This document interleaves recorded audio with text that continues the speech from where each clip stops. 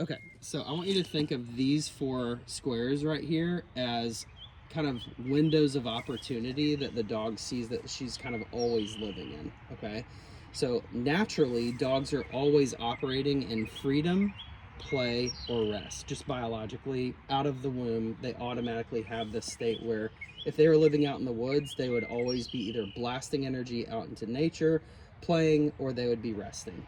So those are biological. Humans kind of created this work window down here so that we could kind of teach them things to operate in human society, which makes sense. It's a good thing to do. The problem is a lot of dog trainers make that everything. And you can see the problem with that is they never get to play. They never get to have freedom.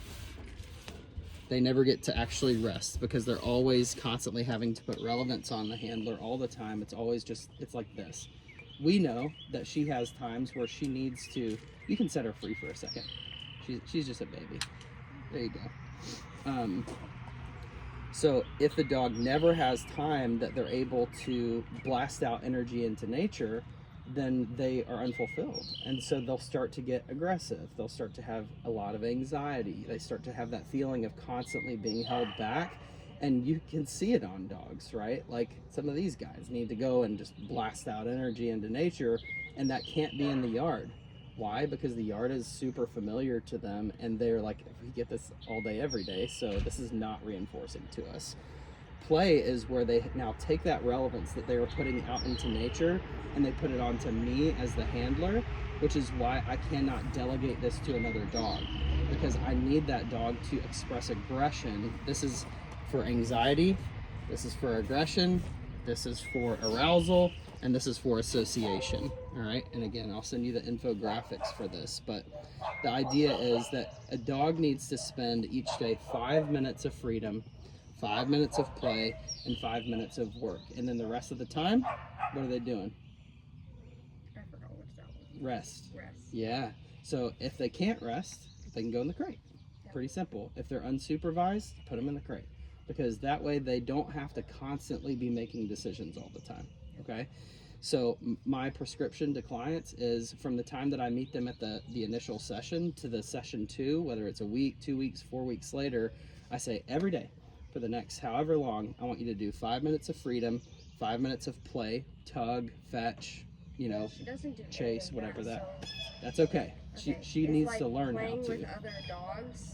No, Not the same thing. Okay. Yep, that would actually fall into freedom because she's able to go find her own reinforcement. So in her brain does it, hey, stop that. She's like, this is fun. So like while she's resting, she can chew on something, right? And so I give a dog like a Benebone or something like that that they can chew on so that they have something that's approved so that it's safe. Yeah. So if you think about that and you think about, okay, let me think of all the dogs that I know. When do they get the time to do that stuff? And then secondly, what does that look like for them, you know? Good girl.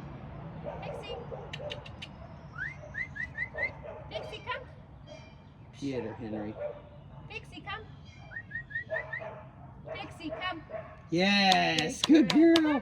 So notice that your timing of your marker there, you can actually confirm that you're going to pay her on you whenever you say that word yes. Pixie, come. Pixie. Yes, good girl. Nice. So you see the timing though? Like I wait until the dog is actually aimed at me and they've committed, I'm getting to you. So right here, if you use pressure, she's going to keep pulling towards him, right? But if you use a punishment and you pop the leash instead, then she'll stop trying to forge towards him. So pop the leash really quick. Pop it. That was beautiful. Good job. So you see the difference between a pressure and a pop? That was really, really good. That was the first time I've seen me not explain it and someone just knew what it was. So pops start with slack and they end with slack. So it's just pop real quick pop, right? If you use pressure, it can start or end with the leash being tight. So if it starts and ends with the leash being tight, you're just playing tug at that point.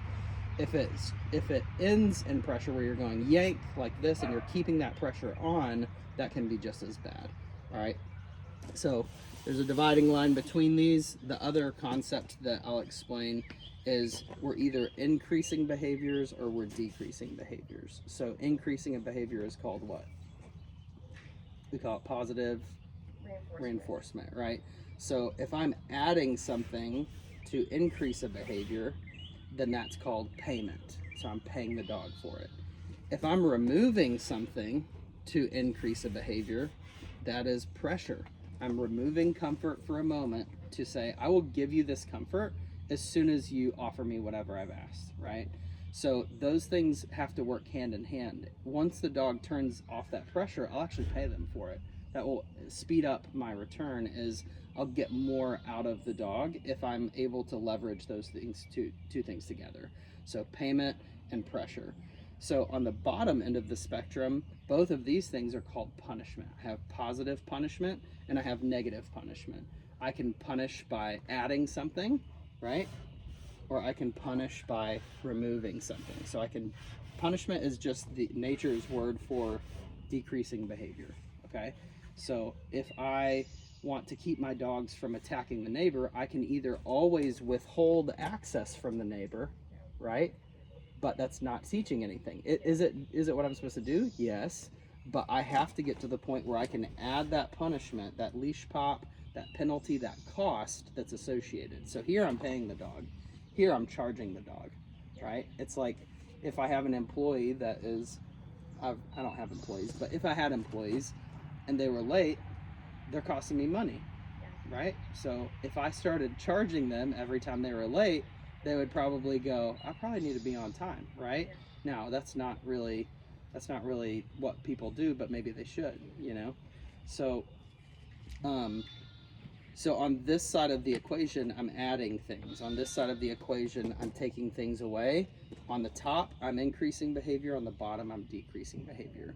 So if you want to study that, I have a couple of infographics that you can study. They're all over the internet, so you can probably find them. But this concept specifically, I learned from a guy named Jack from Next Level Dogs, and he has podcasts and a Patreon channel and all of that stuff that's very good at walking through why this is important. Because if this stuff here, freedom and play, are my high arousal activities, then they need to happen where? Outside, right? If these are low arousal, they need to happen inside or in like tight spaces, right? When the dog's not supposed to be blasting out energy, this is usually inside or in like, you know, close quarters. So this spectrum here deals with relevance, right? So this is arousal, this is relevance. So what is a high arousal activity where the dog doesn't have to put any relevance on me? Okay, freedom, right? They're blasting out energy, they're sniffing things. Dogs are like 75% olfactory, so they need to smell or their brains don't work right. Isn't that interesting? Yeah, it's huge. So the first thing that I'm going to give you a couple of things when I leave. The first couple of things that I always give trainers is long leashes, because no one has long leashes. So they're highly valuable because it will give me the opportunity to just let that dog go out in a big open field where they've never been before and blast out energy. So for 5 minutes I do that, and then after that first 5 minutes, they usually go pee, go poop, sniff things, dig a hole, whatever. Everything's on the table. Nothing is bad. So if you want to go and chase a squirrel, go chase a squirrel. If you want to chase a bird, go chase a bird.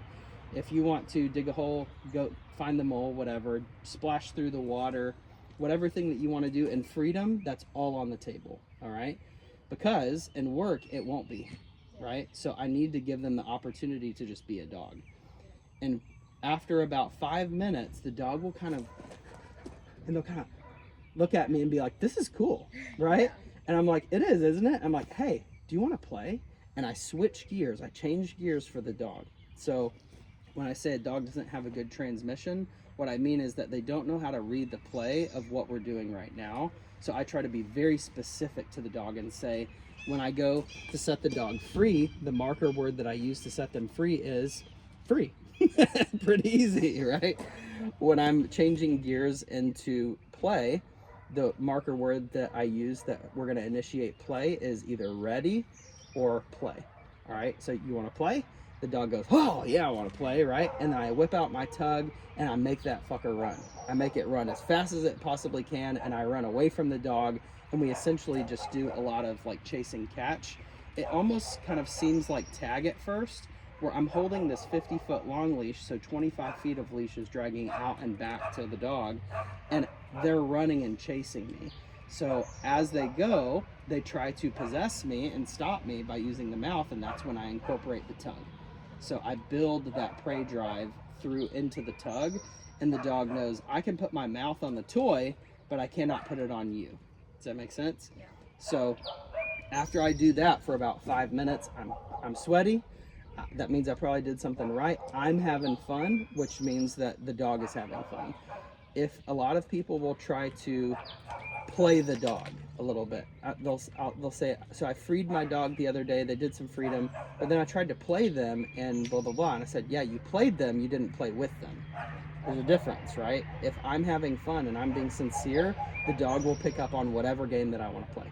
All right, it just takes time. They have to know that this window of opportunity is going to happen every single day. If it does, they'll start looking for it, and they'll go, hey, can we play? And you go, not right now. It's time to rest. I'm working. I'm, talking on the phone, whatever. You need to go be in your crate for a second. Or we're working right now. We're not playing, we're working.